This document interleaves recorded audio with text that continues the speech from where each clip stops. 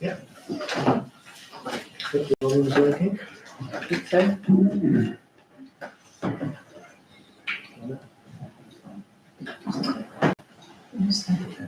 Let me just check. Yep.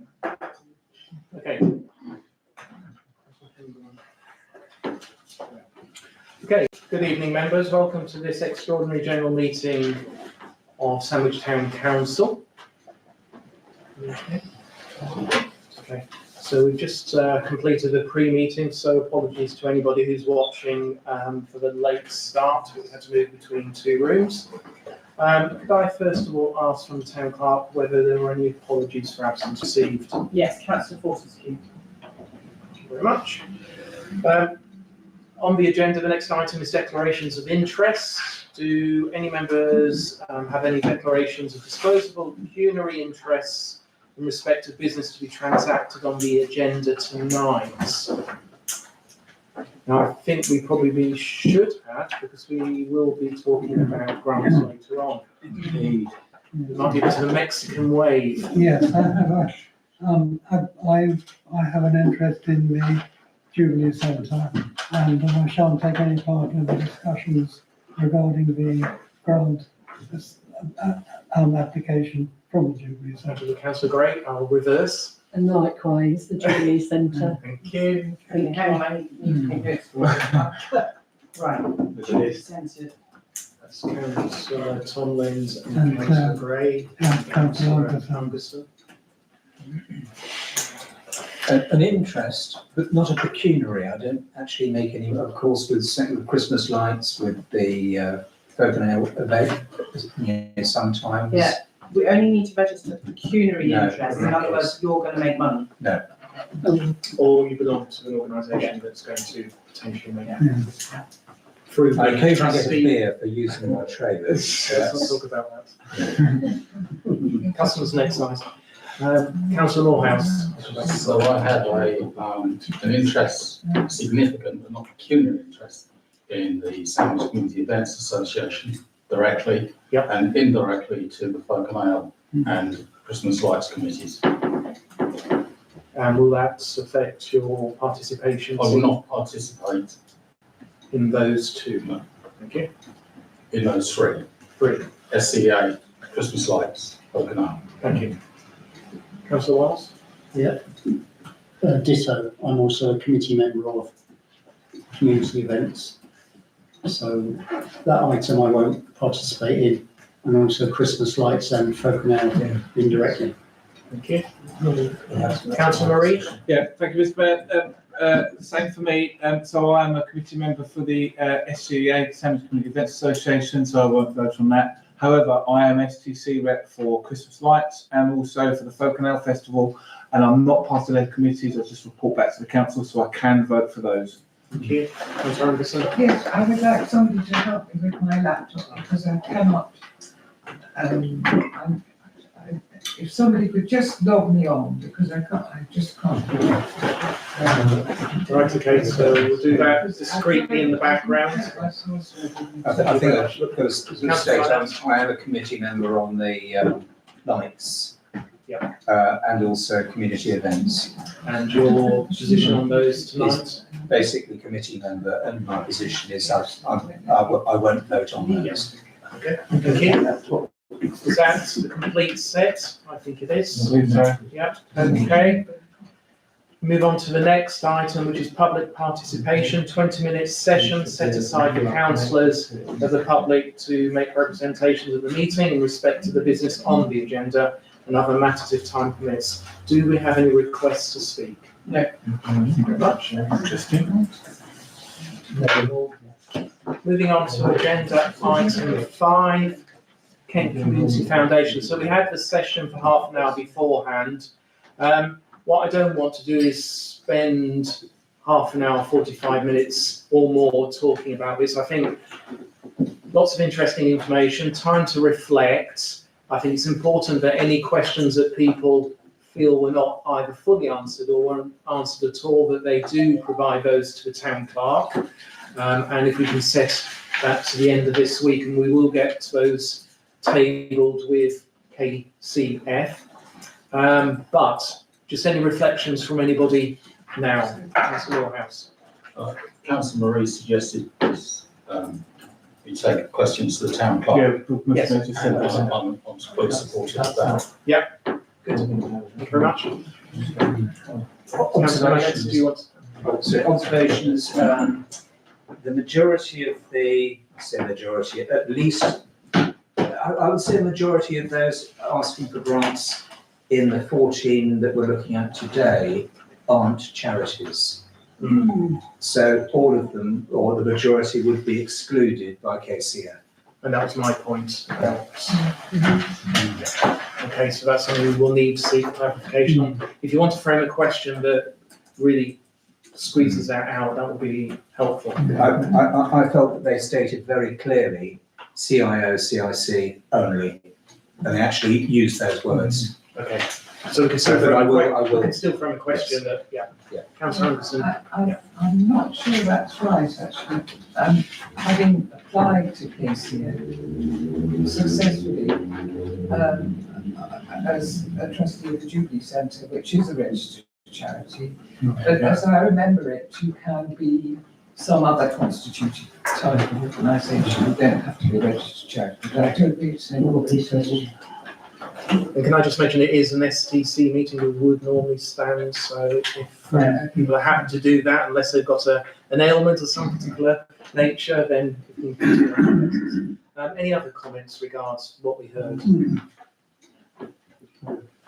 Yes, well, as I just mentioned, I have personally successfully applied to KCF, and the first thing that happened when I contacted them was they came to visit the Jubilee Centre, which I thought was important and impressive, and asked a lot of questions about what we were doing. And of course, that was at an early stage of the development of the Jubilee Centre, and the fact was that we weren't doing very much. Yeah. But they heard what we were saying about what we wanted to do. And encouraged us to write an application, which we did, and we got the full amount that I applied for to cover some of our core costs. I should also add that I've been now to 2 conferences run by an organisation called Funding for All, which the Kent Community Foundation funds out of its general funds. And Funding for All is an extremely useful organisation in that it brings together a whole lot of local organisations, and it also brings together fund givers. So, for example, the Kent Community Foundation, but also the Colin Ferguson Foundation, which operates in Kent, and is a much bigger grant giver than the Kent Community Foundation is normally. I mean, Colin Ferguson will give millions away if it's so inclined to do so, and other grant-giving bodies. And the whole day is extremely useful because people talk to you about how to write a good application. There's one-to-one mentoring, so you can go and meet with somebody who'll say, you can show them a draft grant application, and they'll go through it with you. And they'll do that online with you too, beyond the Funding for All meeting.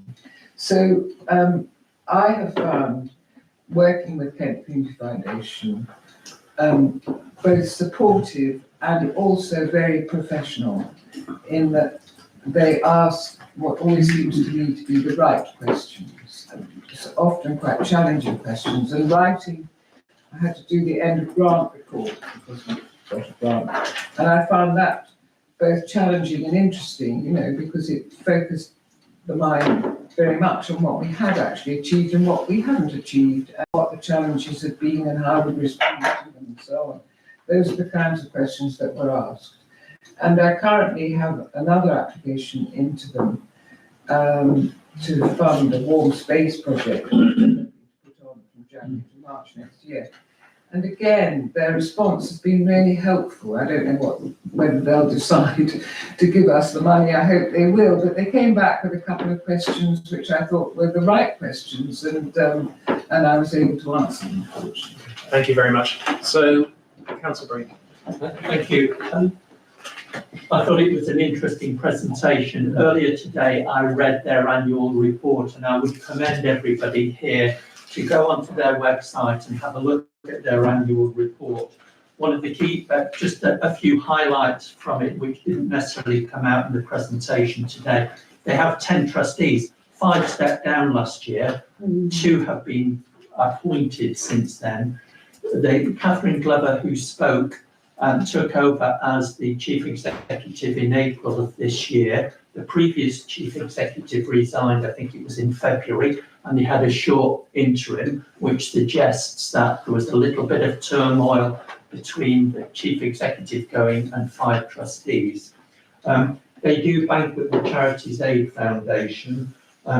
They do use 2 investment managers, and in their kind of investment portfolio, they don't invest in armaments, in adult entertainment, and alcohol, tobacco, gambling, and predatory lending. They have, kind of very clear policies. They have 16 paid staff, so it's a relatively small organisation.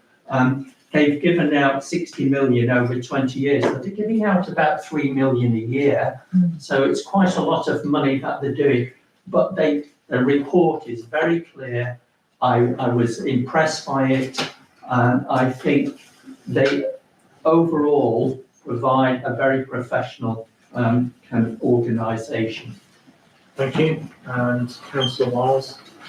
Yeah, I read the annual reports, and one worry I had was that we're obviously dealing with a very professional organisation, but I thought perhaps they were very highly paid and so on. But in fact, they have 16 or 17 members of staff. The highest paid member is between 70 and 80,000, and the second highest is between 60 and 70, which I think is fairly modest. Yeah. I mean, my concern from my question is about the money going and it never comes back. So I think that is a risk, and there are various risks associated with charities. You could have fraud, Maxwell, the pension fund, all those kind of risks, the stock market crashing. But a lot of those risks would happen if the fund stayed here. Yeah. So it's a question of balance. I think the greatest advantage of this arrangement is that they take off a huge administrative burden from STC. Yeah. And we are struggling with trying to do too much. This process itself has been very time consuming for councillors and staff. So pushing that burden onto someone else at a fairly modest fee seems to be an attractive proposition, but we do have to balance the risks on both sides. Yeah, as you say, it is that there are risks associated with giving the money to them, which would be the same for us. But I also feel they offer safeguards, because whilst this council, I think, has the community interest very much at heart, if we project in 20 years' time or 5 years' time or whatever, what's the attitude of the council is going to be then in the way that they manage the funds? Thank you. Councillor. So whilst you recall it, I was just going to check. Oh, yes, I know. All right. Yes, I mean, I thought Councillor Franklin's question about, how do we, if we want to memorialise Georgina Maddox, which I think most of us feel we do. So afterwards, I went up to one of the people there whom I've met because I've been to, meetings. And I said, it's an important question, what do we do? And she said, well, you just decide as a council to retain a certain sum of money before you hand it over. Exactly, that's what I said. Yeah, thank you. So if I take one more from... Yeah, the other thing, of course, you don't necessarily need to spend it every year. That's why I asked the question about rollover. Yes, but this is about capital investment that we might want to make. Yeah, I understand You couldn't that. draw that out necessarily. We couldn't draw it out. But we could retain money before we invest whatever amount we want to invest. So there are mechanisms. Yeah. Yeah, I'm just going to ask Councillor Green, because I believe we've got a Maddox committee meeting in December. Yeah. Correct me if I'm wrong. 10th of December. Yeah, so I think there's an avenue here now in terms of questions coming into the town clerk by the end of this week. And I think we have a more detailed discussion at the committee meeting. Okay. Yeah. There's a lot to work through. We need a risk analysis, the pros and cons. Okay, thank you very much. Move on to agenda item number 6, and this relates to change of trustees. This was an agenda item that we discussed at the 29th of September meeting of the full council, and it was agreed then to appoint Councillor Green, myself, Councillor Wiles and Councillor Black to be the authorised signatories. So this is a follow-on from that. So do you want to Excuse me, update? Mr Mayor, we had the public participation. Yes, we have. Yes, we had it I earlier. missed that. Yeah. My apologies. Yeah, that's right. But thank you for checking on me because I do forget things. Yes, the report is very vague because this is the written report, because it's a bit like trying to nail a jellyfish, really, trying to get them to tell you exactly what we want you to do. But I think we're getting there. I have the 4 new trustees have given me a form, and I have sent it all off to Harris Allday to proofread. And some have a few extra details that will come back to me. There is also an ID process that the new trustees need to undertake, which is in your little envelopes. Okay. However, I also need to get the signatories of the old. I have that documentation here. So if it would be possible at the end of this meeting or at another time, if the old trustees can come in and sign. There's one more document that we need to do, which is the signed minutes of the meeting where we agreed, which is the last STC meeting. But I don't think we can do that until we've got those minutes signed off. And then we've got to get the old trustees to sign those minutes. So it's involved, but we're getting there. Councillor Murray? Yeah, forgive me, a lot's happened since the last meeting between then and now. Can I just ask, I can't remember, can I just ask why the reason why the change of trustees, please? 'Cause I can't remember, honestly, I can't remember what the decision was, because we only changed the trustees, a year ago, 2 years ago, when it's myself, Councillor Franklin and others, and I just wanted to see why the change of trustees.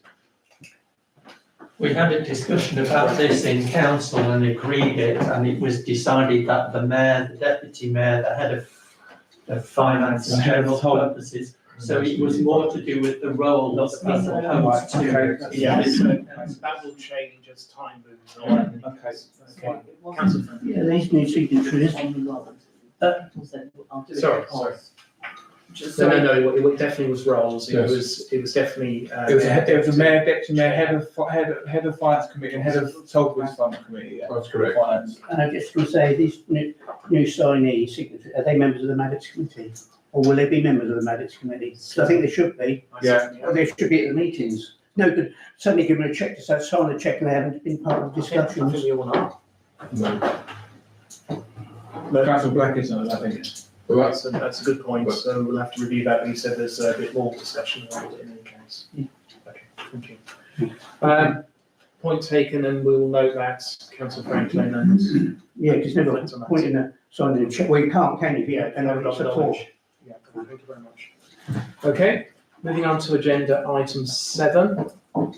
So we have 2 items that are proposed to be discussed in confidence, and we'll vote on these separately. The first relates to applications received for grants from the interim Georgina Maddox Fund. This is the second stage assessment of the grant applications. And under this agenda item, we will be discussing the suitability of applicants, financial information, and potentially sensitive information relating to the organisations who have made applications. The discussion that will follow will determine the award of grants, and applications will be advised in writing by the town clerk. A report will come to next Monday's full meeting of the town council that details the successful applicants and the value of each award made. So if we could, so I'll read out this statement, then if you could vote on that first item. So to resolve under the Public Bodies Admissions to Meetings Act 1960 and in accordance with Standing Order 5.1.2, to exclude the press and public on the grounds that publicity would be prejudicial to the public interest by reason of the confidential nature of the business to be transacted. The Council has a duty of law, under law, to individuals whose personal data or other confidential information is required to be or is likely to be discussed. Is it a comment first before we move that we go on to confidential? Okay.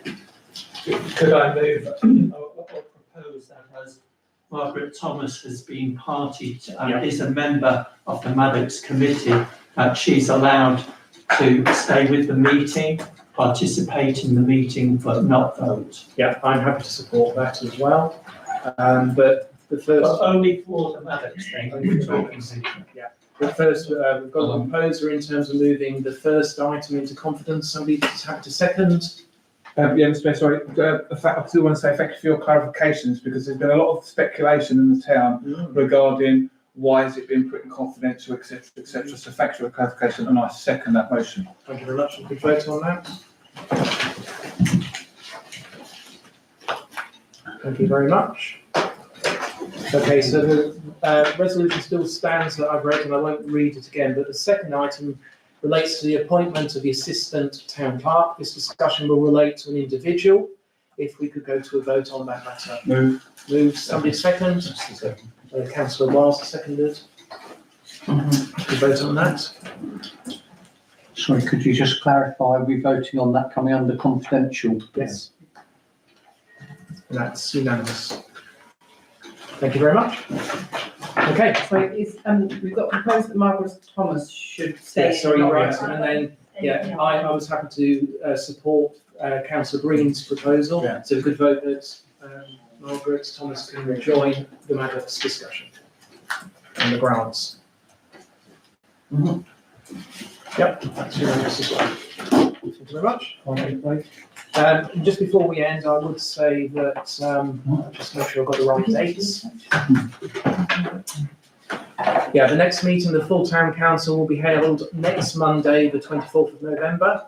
This will be a quarterly meeting of the council when we will have our chaplain in attendance to open the meeting with prayers. We will also be welcoming our new cadet for the coming year. Thank you. We're at this point.